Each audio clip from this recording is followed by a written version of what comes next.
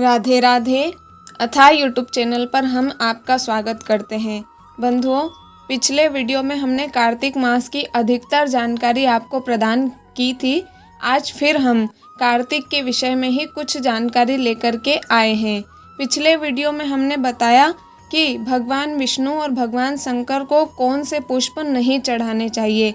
आज के वीडियो में हम बताने वाले हैं कि कार्तिक का पालन करने वाले व्यक्ति को क्या खाना और क्या नहीं खाना चाहिए। यदि पिछला वीडियो आपने नहीं देखा हो तो लिंक आपको नीचे डिस्क्रिप्शन बॉक्स में दे दी जाएगी, आप वहां से अवश्य देख लीजिए। इसके अलावा आपको श्रीमद् भगवद गीता के एक अध्याय का पाठ कम से कम डेली करना है। दामोदर अष्टक का पाठ भी आपको अवश्य करना है। हो सके तो गोपी गीत का पाठ भी कर लीजिएगा।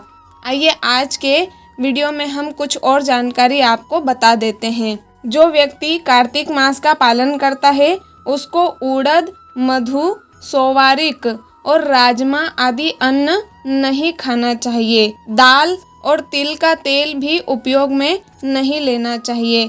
कार्तिक व्रत करने वाला मानव प्याज, लहसुन, हींग, गाजर, मूली और साग खाना छोड़ दे। लौकी और बैंगन भी त्याग देना चाहिए। रजस वाला स्त्री का स्पर्श बिल्कुल ना करे।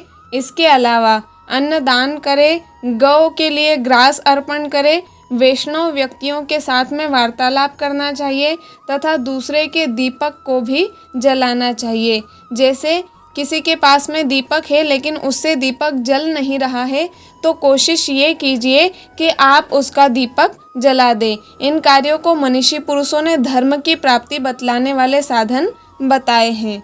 इसके अलावा सूतक युक्त घर का बना हुआ भोजन भी नहीं करना चाहिए।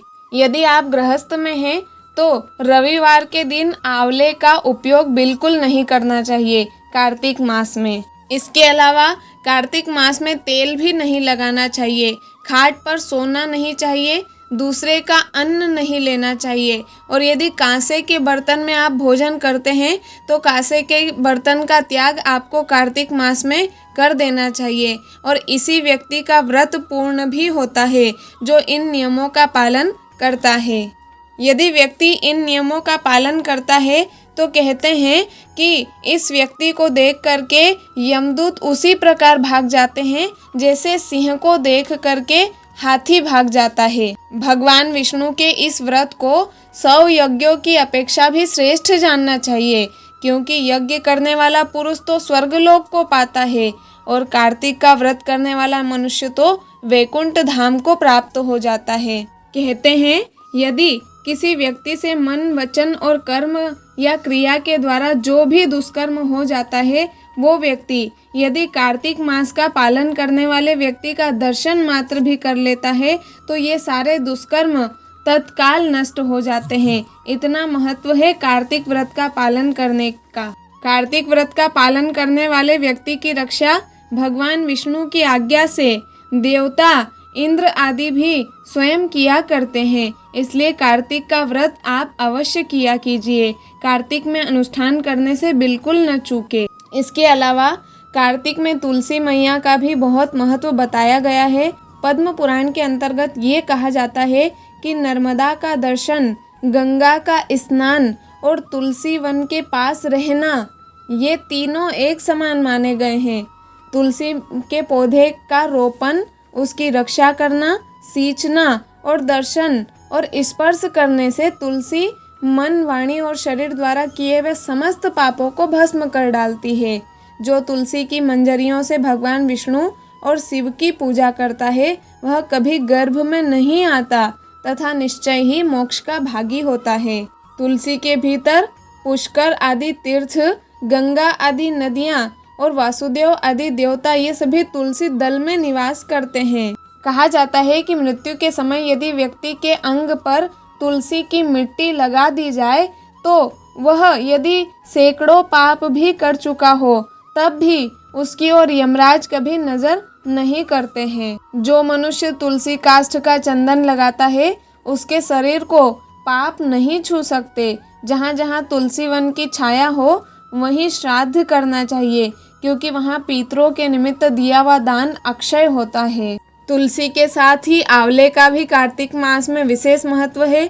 कहा जाता है कि जो आंवले की छाया में पिंडदान करता है उसके नरक में पड़े हुए पितर भी मुक्त हो जाते हैं। जो मस्तक पर, हाथ में, मुख में तथा शरीर के अन्य किसी अवयव में आंवले का फल धारण करता है उसे साक्षात श्री हरि का स्वरूप समझना चाहिए।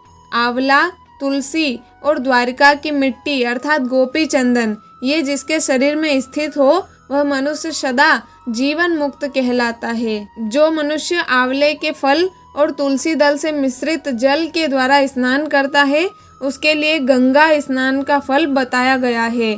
जो आंवले के पत्ते और फलों से देवताओं की पूजा करता है वह भांति भांति के सुवर्णमय पुष्पों से पूजा करने का फल प्राप्त करता है।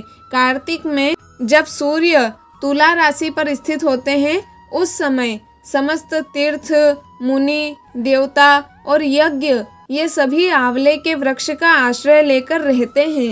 आंवले और तुलसी का तो इतना महत्व बताया गया है कि कहते हैं कि भगवान विष्णु का जैसे पूरा वर्णन करना असंभव है वैसे ही आंवले और तुलसी के महात्मा का भी वर्णन नहीं हो सकता।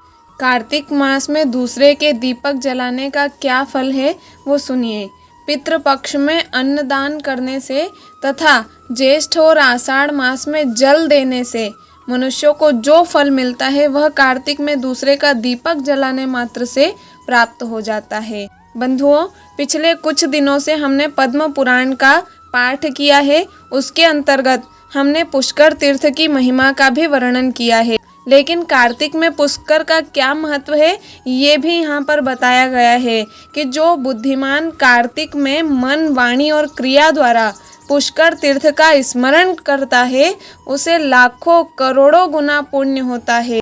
और सुनिए, माघ मास में प्रयाग, कार्तिक में पुष्कर और वैशाख मास में अवंतीपुरी अर्थात उज्जैन ये एक युग तक उपार्जित किए हुए पापों का नाश कर डालते हैं। अर्थात एक वर्ष में हमने जितने पाप किए हैं उन सारे पापों का नाश इन मासों में इन तीर्थों पर जाने पर नष्ट हो जाता है, जो अभी हमने श्रवण किया। तो इस प्रकार बंधुओं हमने आज भी कार्तिक मास के बारे में कुछ जानकारी प्राप्त करी। आपको कैसी लगी आप कमेंट करके हमें अवश्य बताइएगा। वीडियो अच्छा लगे तो लाइक ज़रूर कर दिया करें क्योंकि आप ही के लिए हम इतनी मेहनत करते हैं। और एक बात, यदि श्रीमद् भगवद गीता का पाठ आप अपने घर पर नहीं कर सकते तो हमने चैनल पर कट टू कट जैसा श्रीमद् भगवद गीता में लिखा हुआ है वैसा ही पाठ करके हमने चैनल पर डाल रखा है। आप पाठ कर नहीं सकते लेकिन सुन तो सकते हैं। इसी उद्देश्य से हमने चैनल पर कट टू कट पाठ डाल रखे हैं। आप उन श्रीमद् भगवद गीता के पाठ को भी कार्तिक मास में अवश्य सुनिएगा। इसी के साथ सभी को राधे राधे। मिलते हैं अगले सुंदर से वीडियो के साथ।